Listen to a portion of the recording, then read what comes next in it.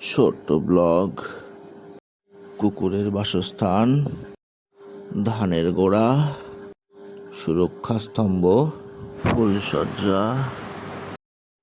পেছনে বাঁশগোজা, কনক্রিটের রাস্তা এবং ডগিস ভাই, ট্রাফিক, মেয়েদের ইমোশন, চকচকে পরিবেশ, ডগিস ভাইরা পাহারা দিচ্ছে যাতে চোর না আসতে পারে, নাইট গার্ডরা ঘুমোচ্ছে